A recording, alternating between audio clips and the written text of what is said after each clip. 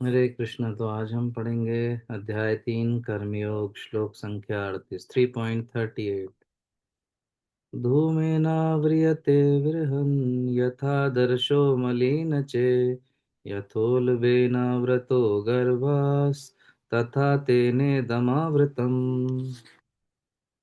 जिस प्रकार अग्नि धुएं से, दर्पण धूल से अथवा भ्रूण गर्भाशय से आवृत रहता है, उसी प्रकार जीवात्मा इस काम की विभिन्न मात्राओं से आवृत रहता है। तात्पर्य शिल प्रभुपाद के द्वारा। शिल प्रभुपाद की जय।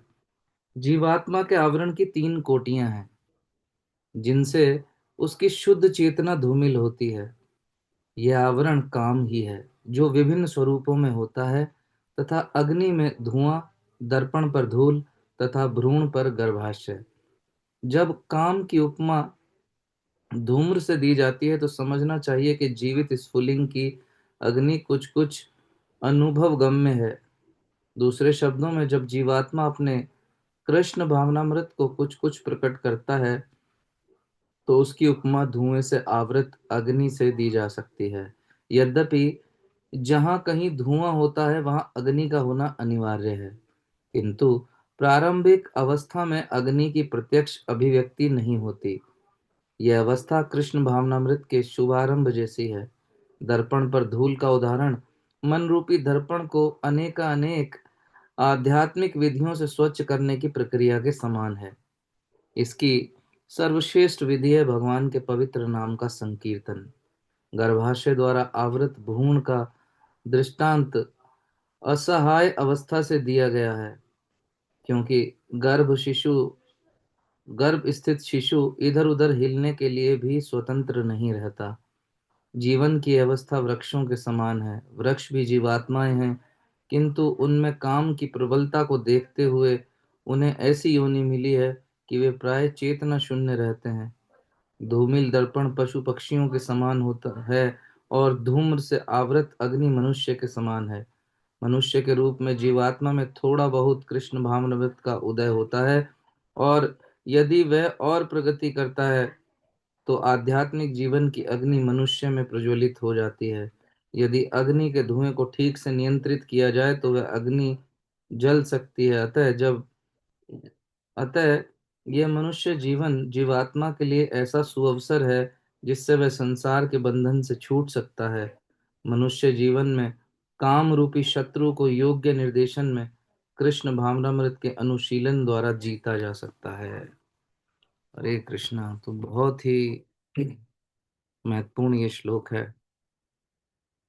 कल का जो हमने श्लोक पढ़ा था उसमें भगवान क्या बता रहे थे? उसमें भगवान ने बताया था कि जो ये काम है जिसकी वजह से ये सब समस्याएं आ रही हैं, कि व्यक्ति पाप कर बैठता है ना चाहते हुए भी, जो कि अर्जुन का प्रश्न था और भगवान उत्तर दे रहे हैं। तो कल के श्लोक में भगवान ने कहा था कि ये रजोगुण से प्रकट होता है ये काम, और बताया था कि यदि ये काम की पूर्ति हो जाए तो उसकी और इच्छा बढ़ती जाती है जीव की, कि मुझे और भोग करना है, मुझे और भोग करना है, और चाहिए और चाहिए। तो ये क्या है? रजोगुण है। वहीं यदि काम की पूर्ति न हो तो फिर व्यक्ति को क्रोध आता है, जीव क्रोधित हो जाता है, फ्रस्ट्रेट होता है, एंजाइटी आती, गुस्सा क्रोध मार काट करता है। ये क्या है? तमोगुण है। तो रजोगुण से काम प्रकट होता है, और काम के पूर्ति न होने पर तमोगुण का प्राकट्य होता है। लेकिन हमें क्या करना है? हमें शुद्ध सत्व की ओर जाना है, लेकिन डायरेक्ट नहीं जा सकते रजोगुण तमोगुण से। तो पहले हमें सतोगुण की ओर अग्रसर होना चाहिए, अपने जीवन को सतोगुणी बनाने का प्रयास करना चाहिए। फिर धीरे धीरे कृष्ण भावनामृत के अभ्यास से व्यक्ति तीनों गुणों को धीरे धीरे पार कर जाएगा। एक समय आएगा, इट टेक्स टाइम। और जो आज का श्लोक है उसमें भगवान क्या कह रहे हैं? 3 अलग अलग स्तरों का वर्णन कर रहे हैं भगवान। अभी तक तो ये बात कही कि जीव के ऊपर रजोगुण और तमोगुण के प्रभाव से काम जागृत हो जाता है, लेकिन आज ये बता रहे हैं कि इसमें भी कैटेगरीज हैं। हर एक जीव के ऊपर समान मात्रा में काम का प्रभाव नहीं है। अलग अलग जीवों के ऊपर अलग अलग मात्रा में काम का प्रभाव है। उन्हीं स्तरों का वर्णन आज के श्लोक में भगवान कर रहे हैं। उदाहरण से समझा रहे हैं कि किसी में काम की मात्रा कम है और किसी में काम की मात्रा ज्यादा है। तो वहीं किसी में अति अधिक है, किसी में थोड़ी, किसी में ज्यादा, किसी में बहुत ज्यादा। जैसे कि ये अभी राजे महाराजे हुआ करते हैं, मुगल शासक हुआ करते थे, उनके अंदर कामुक प्रवृत्ति जो है वो अपने चरम पर हुआ करती थी। वो उनके पास एक एक हजार रानियां हुआ करती थी, उनके पास बड़ा साम्राज्य, भूमि, धन सब कुछ होता था, लेकिन उनकी भूख नहीं मिटती थी। वो दूसरे का राज्य हड़पना चाहते थे, वो दूसरे की स्त्रियों को उठा लिया करते थे, उन्हें सबका धन चुराना था, सब कुछ चाहते थे वो। और जितना उनके पास आता जाता था, उनकी वो भूख और बढ़ती जाती थी। प्रभुपाद जी बता रहे थे श्लोक में, कल कल के तात्पर्य में, कि आत्मा यूं तो शुद्ध है, पर भौतिक संग के कारण उसने कितना काम अपने अंदर, अपने भीतर एकत्र कर रखा है, उसी के अनुपात में, उसी की मात्रा में वो पाप करता है। तो तीन स्तरों का वर्णन यहाँ पर आज के इस श्लोक में भगवान कर रहे हैं। तीन स्तर क्या है, आइए उसको समझने का प्रयास करते हैं। तात्पर्य में तो हमने पढ़ा ही, लेकिन उसको सरलता के साथ थोड़ा समझने का प्रयास करते हैं। तो पहला स्तर दिया गया है, पहला उदाहरण जो है वो आग और धुएं का उदाहरण है।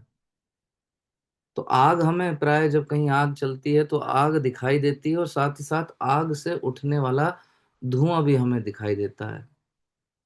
और जो धुआं अग्नि से उठता है, प्रभुपाद जी बताते हैं कि उस धुएं को हटाना ज्यादा मुश्किल काम नहीं है। यदि कोई थोड़ा सा हाथ में पंखा ले और दूर से झल दे तो वो धुआं हट जाएगा। कोई फूंक मार दे जोर से, तो अगर थोड़ा धुआं है तो फूंक से भी उस धुएं को हटाया जा सकता है। तो ये स्तर जो है, इसको कंपैरिजन किया गया है सतोगुणी व्यक्ति के भीतर काम के प्रभाव से। यानी उसके हृदय में जो काम का प्रभाव है, वो अग्नि के धुएं के समान है, जिसको थोड़े से प्रयास से हटाया जा सकता है, जल्दी हटाया जा सकता है उसके हृदय से काम का प्रभाव। वहीं जो दूसरा स्तर है, वो है जिस प्रकार एक दर्पण होता है, शीशा होता है, उसके ऊपर धूल जमा रहती है बहुत सारी। तो क्या हम उसको फूंक मार कर हटा सकते हैं, या पंखा झल के आप हटा सकते हैं? थोड़ी बहुत हटा सकते हैं, लेकिन दर्पण साफ नहीं होगा। यानी अभी गंदा है, यानी अभी कुछ और प्रोसेस करने की आवश्यकता है। फिर क्या करेगा व्यक्ति? कपड़ा लेगा, उसको गीले कपड़े से साफ करेगा, अखबार रगड़ेगा, उसके ऊपर फिर सूखा कपड़ा मारेगा, फिर अखबार रगड़ेगा, कॉलिन छिड़केगा, तब कहीं जाकर वो दर्पण जो है, वो शीशा जो है, वो साफ होता है। कहने का तात्पर्य क्या है, कि साफ तो होगा ये भी शीशा भी, लेकिन उतनी सरलता से नहीं जितनी सरलता से आग का धुआं हट गया। यहाँ पर सफाई करने के लिए मेहनत करनी पड़ेगी, थोड़े प्रयासों के बाद जो है वो साफ हो जाएगा, क्योंकि ये धूल की परत जो है जटिल थी। तो यही दूसरा स्तर है। ये वो लोग हैं जिनके हृदय में काम, सामान्य से काम की इच्छाएं थोड़ी ज्यादा हैं। तो काम के प्रभाव को उनको अपने हृदय से निकालने के लिए सतोगुणी व्यक्ति की अपेक्षा ज्यादा प्रयास, ज्यादा मेहनत करनी पड़ती है। वहीं जो तीसरा स्तर है, वो उदाहरण दे रहे हैं भगवान, गर्भाशय में पल रहे शिशु का। गर्भा माँ के गर्भ में जब शिशु होता है, तो न तो यहाँ पर जैसे अग्नि भी दिख रही थी, धुआं दिख रहा था, दर्पण दिख रहा था, धूल दिख रही थी, ये स्थिति और भी खतरनाक हो गई। यहाँ ना तो गर्भ दिखाई दे रहा है और ना शिशु दिखाई देता है। भीतर है शिशु माँ के गर्भ गर्भ के, ये उसके पेट के आकार को देखकर समझा जा सकता है, लेकिन ना आपको गर्भ दिखाई दे रहा है, ना शिशु दिखाई दे रहा है। शिशु के ऊपर गर्भाशय का आवरण है, पूरी तरह अंधेरे में है शिशु, फंसा हुआ है पूरी तरह, कोई कांटेक्ट नहीं कर सकता किसी के साथ। उसके ऊपर जो भी बीत रही है, जो भी वो कष्ट सहन कर रहा है, वो नहीं बता सकता, और ना ही कोई देख पा रहा है उसको ऐसा करते हुए। तो जिसके हृदय में काम वासनाएं बहुत अधिक हैं, वो उस बच्चे की भांति हैं जो गर्भ के अंधकार में फंसा हुआ है। तो तीन उदाहरण यहाँ पर हमने देखे। पहला है अग्नि का उदाहरण, हल्की सी फूंक से धुआं हट गया। दूसरा दर्पण का उदाहरण, जो थोड़ी मेहनत लगी दर्पण साफ हो गया। तीसरा गर्भ, जो गर्भ में फंसा है वो अपनी समस्या का समाधान, उसको समय आने पर, उसको समय लगेगा, वो उसके हाथ में नहीं है एकदम, वो ऐसा फंसा हुआ है। मजबूर हो गया कि वो वहीं पड़ा रहे और अपने उद्धार के क्षण का इंतजार करे। वैसी स्थिति हो गई है। जब समय आएगा तो वो अपनी समस्या से समाधान पा सकेगा। तो अग्नि का उदाहरण किन के लिए है? मनुष्यों के लिए। जल्दी भक्ति करके पापमयी स्थिति से निकल सकते हैं, काम के प्रभाव से मुक्त हो सकते हैं। वहीं जो दर्पण का उदाहरण है वो है पशु पक्षियों के लिए। उनके लिए भी आसान नहीं है। पशु पक्षी की योनि में यदि कोई गया, ना उसे भक्ति करने मिलेगी, ना भगवत गीता ना भागवतम पढ़ने मिलेगा, ना हाँ प्रसादम खाने को मिल सकता है किसी भक्त की छत पर जा बैठता है तो धीरे धीरे उसके हृदय की सफाई होगी। हरे कृष्ण महामंत्र कोई गा रहा है, उसको सुन सकता है बैठा हुआ दीवार पर और उसको लाभ ले सकता है। वहीं गर्भ में जब शिशु फंसा हुआ है तो उसकी स्थिति किसकी जैसी है? पेड़ पौधों। ये उदाहरण किसके लिए है? पेड़ पौधों के लिए। इस भौतिक जगत में जिनके अंदर बहुत ज्यादा काम वासनाएं होती हैं, मनुष्य जीवन पाकर वो सिर्फ काम वासनाओं की पूर्ति में रहते हैं, उसे ये भौतिक जगत पेड़ पौधों की योनि में डाल देता है। जैसा भी आपने तात्पर्य में पढ़ा, प्रभुपाद जी बता रहे थे, उसको ऐसी योनि मिलती है कि अब वो कुछ कर ही नहीं सके, सीधा बस पड़ा रहे, झेलता रहे। तो बहुत ही उसके लिए क्या है, मुश्किल की स्थिति है ये। आत्मा शुद्ध है पर कुछ नहीं कर पा रहा, वो बेचारा एक आत्मा होकर वो फंसा हुआ है। पौधा क्या है? वो भी एक आत्मा है, लेकिन वो कुछ नहीं कर पा रहा। सर्दी भी झेल रहा है, पेड़ खड़े हैं, गर्मी झेल रहे हैं, बरसात झेल रहे हैं, न कपड़े हैं उनके उनके पास, ठंड आ गई, खड़े रहेंगे ऐसे ही। कोई काट दे तो उनको दर्द सहना है, कोई जला दे तो दर्द सहना है। कुछ नहीं बोल सकते, बस सहते रहना है। अब कोई कह सकता है पेड़ों को थोड़ी ना दर्द होता है? नहीं।